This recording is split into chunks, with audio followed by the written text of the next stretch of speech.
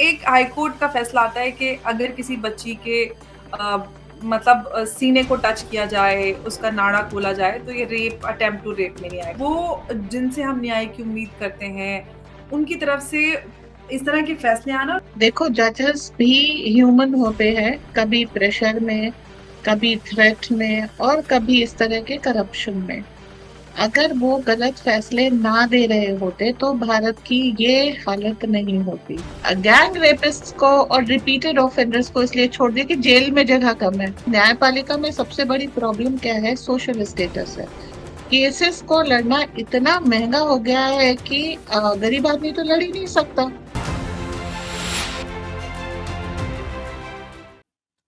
जय हिंद, नमस्कार। मैं अंबर जैदी स्वागत करती हूँ आप सबका एक बार फिर से हमारे आज के कार्यक्रम में। और आज एक बड़ी खबर लेकर हम आ रहे हैं जो दिल्ली से ही आ रही है। हाई कोर्ट के जज जस्टिस यशवंत वर्मा के घर पर आग लगने की खबर आती है सुबह सुबह। और फिर उस आग को बुझाने के लिए जब टीम वहां पर पहुंचती है तो पता चलता है कि वहां पर कैश का बड़ा एक पाइल वहां पर पाई जाती है। और ये खबर आग की तरह पूरी दुनिया में फैल गई है और सवाल बड़े खड़े हो गए हैं। और बहुत सारे वकील भी काफ़ी इस बात से दुखी हैं कि जिन जजेस की हम बहुत रिस्पेक्ट करते हैं, इनफैक्ट ये मामला संसद तक पहुँच गया है। लोगों के अंदर काफ़ी रोष है, गुस्सा है, क्योंकि वो न्यायपालिका जो जिससे हम न्याय की उम्मीद करते हैं, उनके घर पे इस तरह से कैश का पाया जाना किस तरफ और किन किन सवालों को खड़ा करता है। इसी सब पे हम चर्चा करेंगे। हमारे साथ जुड़ी हैं हमारी आज की मेहमान मंजरी अग्रवाल जी। बहुत-बहुत स्वागत है आपका। जय हिंद, नमस्कार मंजरी जी। जय हिंद, नमस्कार। मंजरी जी, हाई कोर्ट जजेस या फिर हमारे जितने भी हमारे मिलॉर्ड्स होते हैं, उनके फैसले अक्सर हमें अचंभित कर देते हैं। और अभी कल ही का फैसला था जिसमें हम काफ़ी मीडिया वाले गुस्सा में थे, एनआई, पीटीआई, बहुत सारे लोगों ने मेरे से इंटरव्यू बाइट भी लिया कि कैसा फैसला है, आप क्या सोचती हैं? अब सोचिए कि एक हाई कोर्ट का फैसला आता है कि अगर किसी बच्ची के सीने को टच किया जाए, उसका नाड़ा खोला जाए, तो ये रेप अटेम्प्ट टू रेप में नहीं आएगा। मतलब ये बड़ी अजीब-सी बात है। अगर यहाँ तक कि हमारा कानून है कि अगर आप किसी को ज़्यादा घूर के देख भी लें उस निगाह से, तो ये भी ठीक नहीं है, ये भी इल्लीगल है। लेकिन हमारे कोर्ट की तरफ से इस तरह के फैसले, ऐसे अनगिनत फैसले आपको मिल जाएँगे। सवाल ये है कि वो जिनसे हम न्याय की उम्मीद करते हैं, उनकी तरफ से इस तरह के फैसले आना। और दूसरी तरफ एक बड़ा फैसला, बड़ी खबर ये आती है कि एक हाई कोर्ट जज के घर से बड़ा कैश का ये पाइल मिलती है। आप किस तरह से देख रहे हैं इस पूरी खबर को? Every Sinner has a future, याद है? जी, 4 साल की बच्ची के रेप के केस में था, वो तो प्रॉपर रेप था। और जी। जबकि पॉस्को कहता है कि ऐसे रेपिस्ट को फांसी की सजा दी जाए। तो देखो, जजेस भी ह्यूमन होते हैं, कभी प्रेशर में, कभी थ्रेट में और कभी इस तरह के करप्शन में। अगर वो गलत फैसले ना दे रहे होते तो भारत की ये हालत नहीं होती कि अच्छा, न्यायपालिका का एक डायलॉग और भी बहुत विचित्र है। Jail is exception and bail is a norm. तो आप लाए क्यों थे उसको? ससम्मान जो है, अरे भाई वाह, आपने क्या कमाल की बात की, अब आप अपराधी बन गए हैं, चलिए हम आपकी ताजपोशी कर देते हैं। करके छोड़ आते हैं। उसे जेल ले जाने और ये सब नाटक करने की क्या जरूरत है? और ये खाली भारत भर में नहीं चला, विश्व भर में चल रहा है कि हुँ। गैंग रेपिस्ट को और रिपीटेड ऑफेंडर्स को इसलिए छोड़ दिया कि जेल में जगह कम है।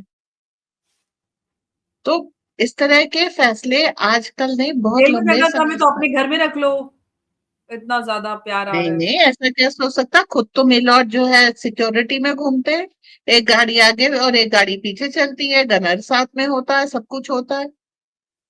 और किसकी अभी तो सोशल स्टेटस है। देखिए, न्यायपालिका में सबसे बड़ी प्रॉब्लम क्या है? सोशल स्टेटस है। केसेस को लड़ना इतना महंगा हो गया है कि गरीब आदमी तो लड़ ही नहीं सकता।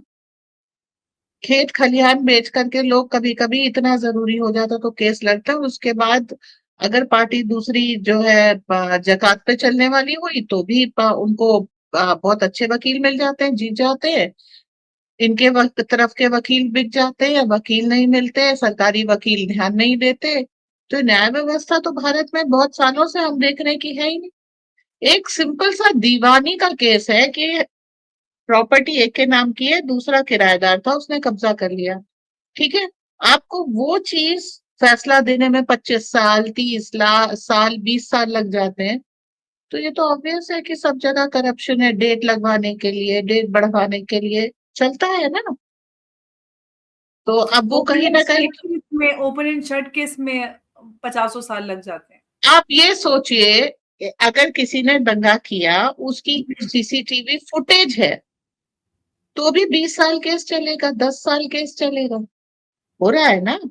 एब्सोल्युटली, मैं बोली और कितने सारे ओपन एंड शट केसेस होते हैं, फिर भी सालों पे साल, तारीख पे और तारीख इसके चलती अलावा बिहार में एक केस था, 33 साल से एक बंदा जेल में बंद था, 30 रुपए की चोरी का इल्जाम था, इंक्वायरी ही नहीं हुई। तो न्याय व्यवस्था, पुलिस व्यवस्था, ये सब चरमराई हुई है। ये हमारे लिए कोई न्यूज की बात नहीं है। कैश की गड्डी इसलिए न्यूज है क्योंकि डिमोनेटाइजेशन के बाद लोग कैश कम रखते हैं। अब इससे हमको सबक ये लेना चाहिए कि भाई, मोदी साहब ने करीब 4-5 साल पहले एक वो किया था कि जजेस अपनी संपत्ति का ब्यौरा दे, और है। इसके जी। ऊपर बहुत सादा सेटबैक आया था।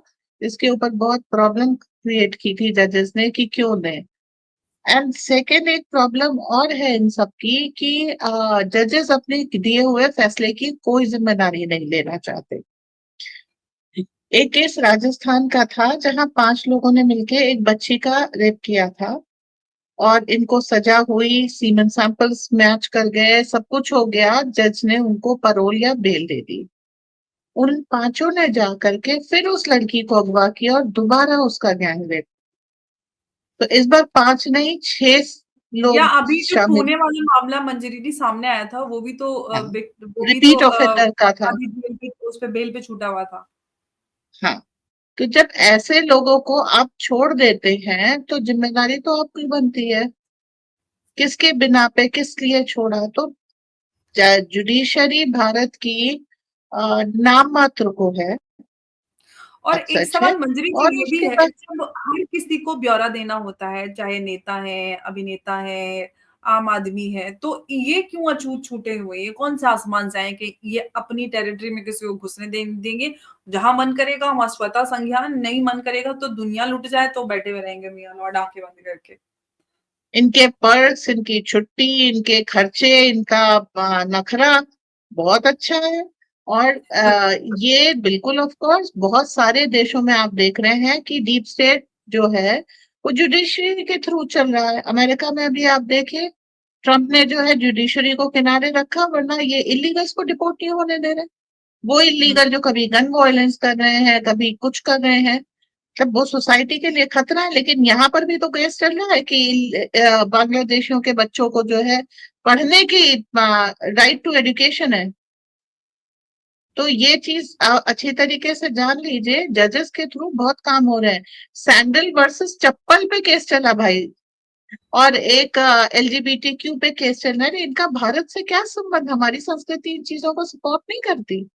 लेकिन हाँ, प्रीवी काउंसिल के इंस्ट्रक्शन पे ऐसे ऐसे केस चलते हैं, उनके ऊपर समय बर्बाद होता है।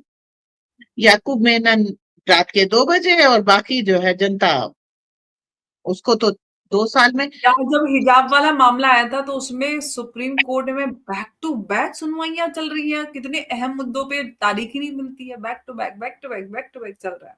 आज के मॉडर्न जमाने में हिजाब, बड़े आश्चर्य की बात हो, जजेस इसके लिए फैसला देने के लिए वो, अरे भाई, क्यों किसी लड़की को इस तरीके से ढक के खुला छोड़ो? लेकिन अब वो उसके लिए किताबें लाई जा रही है, ये सब चीजें अजीब होती हैं। ये तो इसके ऐसे तो केसेस ही नहीं चलने चाहिए, उनको तो मान ही लेना चाहिए कि भाई ये एक मेडिवल प्रैक्टिस है और उस तरह के साथ गई।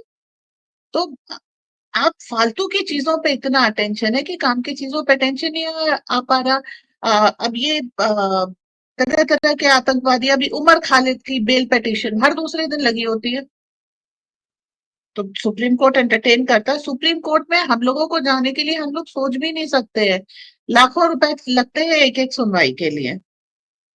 वो सबके पास नहीं होते, केवल 1% कैन अफोर्ड। तो जिसके पास, अब इसे न्याय व्यवस्था तो नहीं कह सकते ना, जिसके पास पैसा उसकी जीत है, दूसरा व्यक्ति तो जा ही नहीं सकता।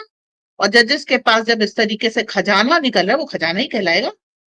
तो जब इस तरह से खजाने निकल रहे हैं तो उसका मतलब है कि कमाई सीधे रास्ते की तो है नहीं। तो जिसके जिसके पास पैसा हो उसके लिए न्याय है। न्याय है क्या मतलब, न्यायपालिका उसी के हिसाब से चलती है।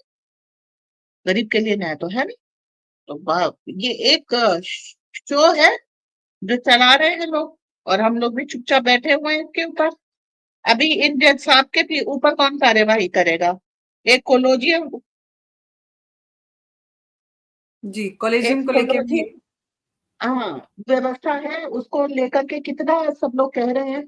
लेकिन जजेस अपने चयन को निष्पक्ष कर ही नहीं रहे।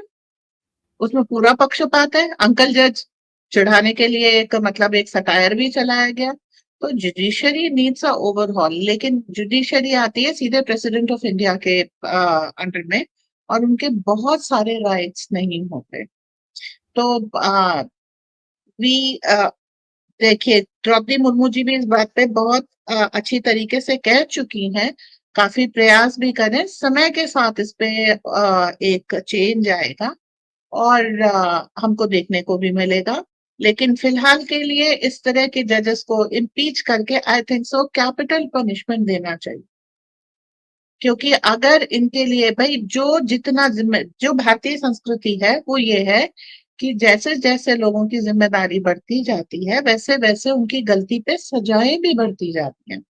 एक अगर हम्म। किसान चोरी करता है या कोई मजदूर चोरी करता है तो वो भाई भूख से पीड़ित हो सकता है, उसके लिए हम्म। सजा कम है। लेकिन अगर कोई राजनेता, कोई जज या संवैधानिक पद पर बैठा व्यक्ति चोरी करता है तो वो हम्म। राजद्रोह होता है, और उसके लिए मृत्यु दंड होता है। हमें इस तरह की चीजें लेके आनी पड़ेगी। अब क्या होता है, जब कोई छोटा व्यक्ति किसी मजबूरी में चोरी करता है तो उसको दिए जाते हैं 6 साल की सजा। और जब कोई बड़ा व्यक्ति लालच में इस तरीके का काम करता है तो उसको दी जाती है कम्युनिटी सर्विस और माफीनामा।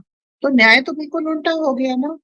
नहीं, ये सोचिए कि बड़े बड़े एक्सीडेंट्स में, केसेस में उनको बड़े, जो बड़े अमीर बाप की औलादे होते हैं उनको कम्युनिटी सर्विस की सजा दी जाती है, पता ही है। और एक गरीब मजदूर को, इनफैक्ट आपने वो 30 रुपए का केस का याद दिलाया।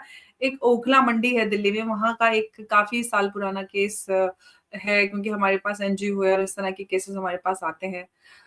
एक बेचारे किसी गांव से आए हुए किसान के ऊपर किसी ने इल्जाम लगा दिया कि इसने मेरे मेरे 50 से 100 रुपए चुराए हैं, और वो केस चलता रहा। वो दसों साल जेल में रहा, उसकी ना कोई सुनवाई, ना कोई तारीख, कुछ नहीं। एक गरीब आदमी चंद रुपयों के लिए, 10, 20, 100 के लिए सालों सालों जेल में उसकी जिंदगी कट जाती है। और एक अमीर किसी की जिंदगी खत्म कर दे, उसके बाद उनको कम्युनिटी सर्विस मिल जाती है। ये कौन सा न्याय है? सलमान खान के केस में जो उसके साथ हवलदार था वो कैंसर से पीड़ित होकर कितना टॉर्चर होकर के मरा है, जस्ट बिकॉज उसने अपना बयान बदलने से मना कर दिया था। तो ऐसा भी होता है। वो तो उसकी सुरक्षा में उसके साथ था। तो अभी मतलब न्याय व्यवस्था, मैं नहीं कहूंगी, न्याय व्यवस्था में आनी बाकी है।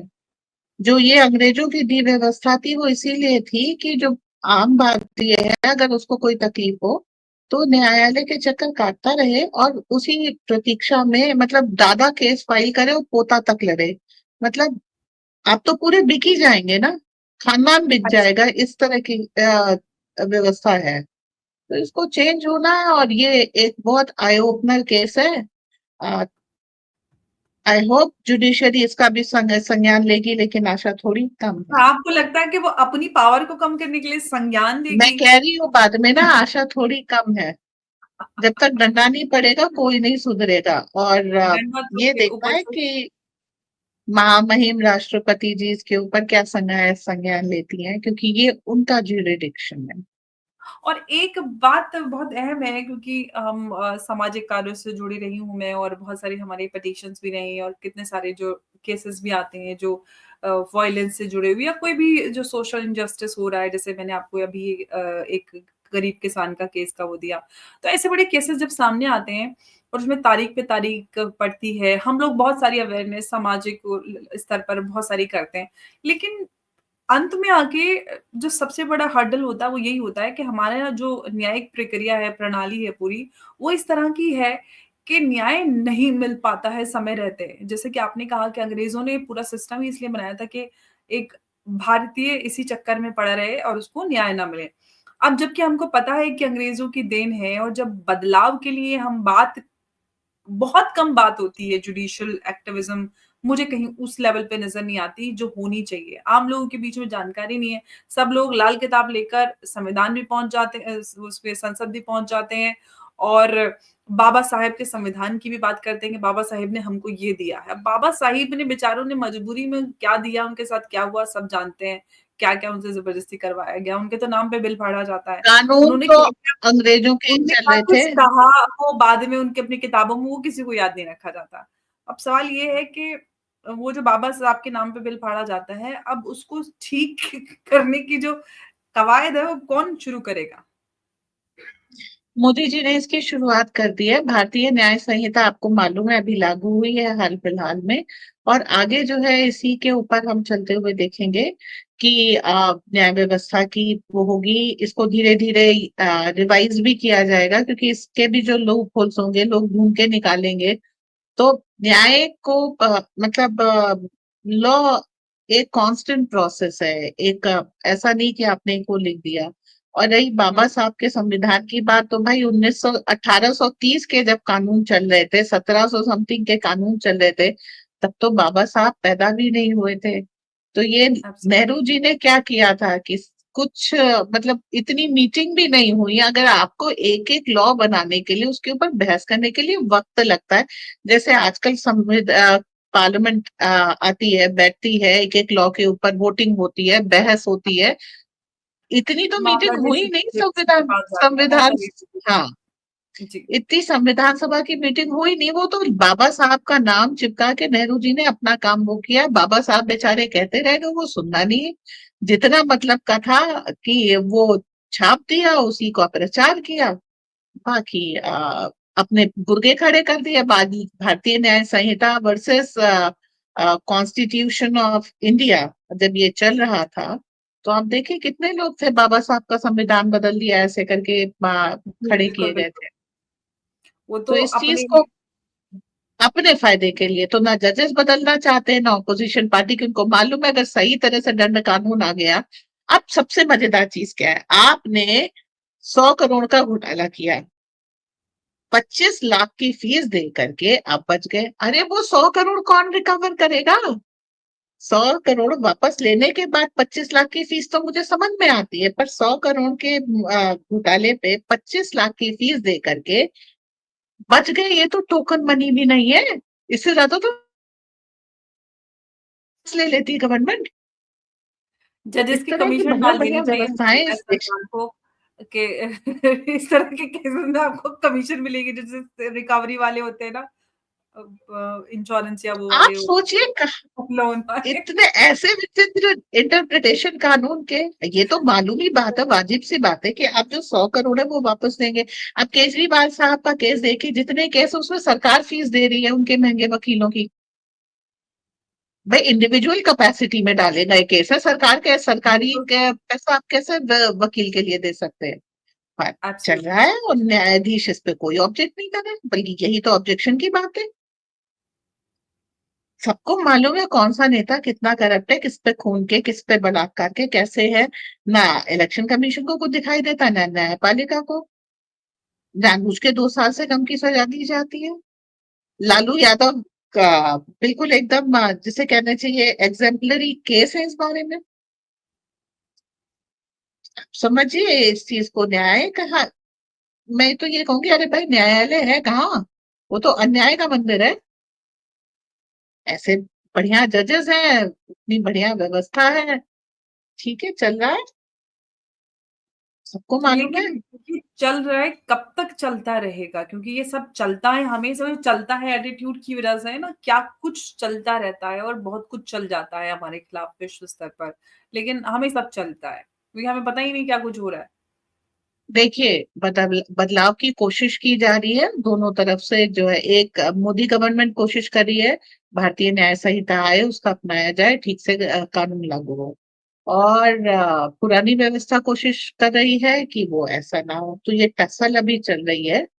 और खाली एक यही टसल नहीं है, इसके कारण जो है चीजें इस तरीके से आ जाती हैं कि आपको थोड़े दिन वेट करना पड़ेगा हम्म। धीरे धीरे, क्योंकि वर्ल्ड स्केल पे भी आपका अटेंशन खिंचता है, फिर कभी किसी राज्य पे खिंचता है, कभी कुछ चल हो रहा होता है। हम्म। तो यू आर एक ही काम हो तो भाई इंसान लग के कर ले, लेकिन हजार कामों के बीच में कभी कभी अटेंशन डाइवर्ट हो जाता है। सो इन दैट केस आई से कि हैव पेशेंस, एटलीस्ट नियत सही है। नए भारतीय संहिता लाई जा चुकी है, न्याय व्यवस्था, उसके बाद जो है उसको लागू करने की कोशिश की जा रही है। अब इसमें अड़चने समय के साथ दूर होंगी, लेकिन हाँ, इन जो जज साहब हैं इनको अगर राष्ट्रद्रोह, क्योंकि आप बहुत जिम्मेदार पद पर है, और अगर आप रिश्वत लेने जैसा काम करते हैं भाई, से अपने आप प्रकट नहीं होते, कोई लेके ही वहां पे छुपा के रखेगा।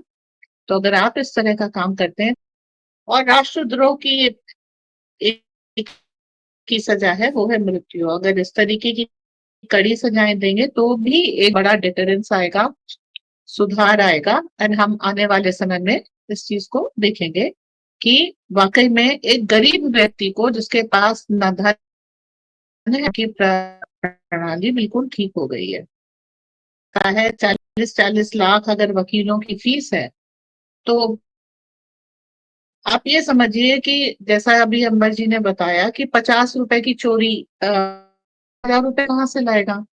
तो अगर ऐसा व्यक्ति गिरफ्तार हो जाता है तो वो तो जेल में ही सड़ेगा, और ऐसे ना जाने कितने लोग हैं। तो इस तरह की पूरी बात मान देखते हुए ये है कि न्याय को पाने के लिए एक तो पैसे की जरूरत नहीं होनी चाहिए, वरना गरीब को न्याय नहीं मिल सकता। वकीलों का आश्रय नहीं होना चाहिए, क्योंकि वकील की फीस बहुत ज्यादा होती है। और तीसरा, हमको बेसिक लॉ फिफ्थ सिक्स के बाद पढ़ाना चाहिए, क्योंकि जिस व्यक्ति को कानून का पालन करना है उसको बेसिक लॉ पता होना चाहिए, ताकि वो अपने हितों की भी रक्षा कर सके। और ऐसा तो एक बेसिक लॉ की स्टडी बहुत इम्पोर्टेंट है, जो बिल्कुल, ये आपने बड़ी नहीं अहम होती बात है। कही मंत्री जी। और आखिरी चीज, लॉ इतनी सिंपल लैंग्वेज में होना चाहिए कि मैं लॉ की स्टूडेंट नहीं हूँ, मुझे पूरा पूरा समझ में आए। बिल्कुल। फैसला भी ऐसा ही सिंपल लैंग्वेज में होना चाहिए कि आपको समझ, फैसला समझने के लिए कई बार तो लोग हंसते हैं इस चीज पे। इनफैक्ट ये जो आर्ग्यूमेंट्स होती हैं कोर्ट की, जो बेचारे लोग होते हैं जो जिन्होंने केस फाइल किया हुआ था, उनको भाषा ही नहीं समझ में आती, लेकिन आर्ग्यूमेंट्स अंग्रेजी में होते हैं, प्रोसीडिंग सारी अंग्रेजी में, डॉक्यूमेंट सब अंग्रेजी में, उनको पता ही कुछ नहीं कि चल क्या रहा है, हो क्या रहा है, डॉक्यूमेंट में क्या लिखा है, जज साहब क्या बोल रहे हैं, वकील साहब ने क्या बोल दिया। Complicated language is also a hindrance in application of law. Absolutely. और सबसे बड़ी अहम बात जो आपने उठाई कि अवेयरनेस बहुत ज़रूरी है, अपने अधिकारों की जानकारी, और इस तरह का प्रोग्राम हम चलाते भी हैं, महिलाओं के लिए ख़ास तौर से चलाते हैं। अपने अधिकारों की जानकारी, जो उनके कानूनी अधिकार हैं, उ उससे अवगत कराने का हमारा एक कैंपेन है, बहुत टाइम से, बहुत वर्षों से है।